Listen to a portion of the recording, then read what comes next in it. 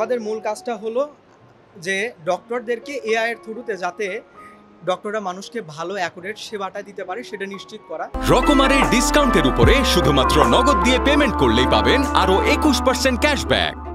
পার ইয়ার 2.6 million মানুষ ডক্টরের ভুল অ্যাজাম্পশনের কারণে মারা যাচ্ছে, এবং এর চেয়েও খারাপ ব্যাপার হচ্ছে 136 মিলিয়ন মানুষ সাধারণ একটা ডিজিজ নিয়ে গেছে, বাট সেবার পরে আরও এটা কমপ্লেক্স হয়েছে। তো আমাদের প্রাইমারিলি টার্গেট যে আমাদের এআই সিস্টেমের থ্রুতে ডক্টরদেরকে এই ব্যাপারগুলো থেকে রোধ করতে যে সুবিধা দেওয়া দরকার অ্যাজ এ টুলস হিসাবে আমাদের এআইকে তাদের সিস্টেমের সাথে ফিট করা, যাতে একটা ডক্টর যখন কোনো একটা রুগীর কোনো ব্যাপার সে প্রেসক্রাইব করতে যাচ্ছে, সে হয়তো লিখতেছে যে একটা রুগীকে সে অ্যান্টিহিস্টামিন জাতীয় জিনিস দিতে যাচ্ছে যে তার অ্যালার্জেটিক প্রবলেম, কিন্তু সে ভুল করে হয়তো একটা মানসিক রুগীর ওষুধ দিয়ে ফেললো। তখন আমাদের এআই সিস্টেমটা বলবে যে দেখো, আমাদের ক্রাইটেরিয়ার মধ্যে এই ডেটাটা নাই, তুমি এই ধরনের ওষুধ প্রোভাইড করতে পারো না, প্লিজ তুমি চেক করো।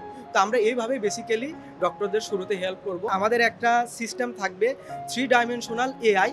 এখানে একটা মানুষ তার নিজস্ব 3 ডাইমেনশনাল ইমেজ ক্রিয়েট করতে পারবে, সেখানে মানুষের সমস্ত হেলথ ডাটা ইনক্লুড করা থাকবে। সামহাও একটা মানুষ ঢাকা থেকে চট্টগ্রাম যাওয়ার পথে অ্যাক্সিডেন্ট করলো, তাকে হয়তো হাসপাতালে নেওয়া হলো, ডক্টর তাকে হয়তো তার ব্যথা খুব বেশি, তাকে একটা পেইন কিলার দিতে যাচ্ছে, বাট পেইন কিলার দিলে ওই মানুষের ক্ষতি হতে পারে, কারণ তার আগের ডক্টর হয়তো তাকে বলছে আপনি রিসেন্ট 6 মাসে কোনো পেইন কিলার নিতে পারবেন না।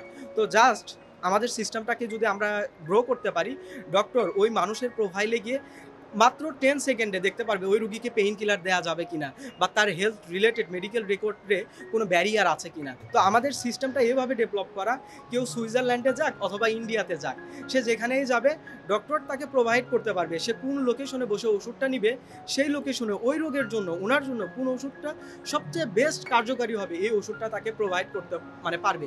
এর কারণে আমাদের আর কি এই আমরা ওষুধ পাবো কি না এই চিন্তায় মানুষকে থাকতে হবে না। রাতের বেলায় একটা মানুষের ডক্টরের প্রয়োজন, বাট সে হয়তো ডক্টর পাচ্ছে না, বাইরে গেলে হয়তো সমস্যা হতে পারে, বিভিন্ন সমস্যার কারণে সে বাইরেও যেতে পারছে না, জরুরি বিভাগগুলোতে হাসপাতালে সে ওই রাতের বেলাও আমাদের এই সেবাটা নিতে পারবে।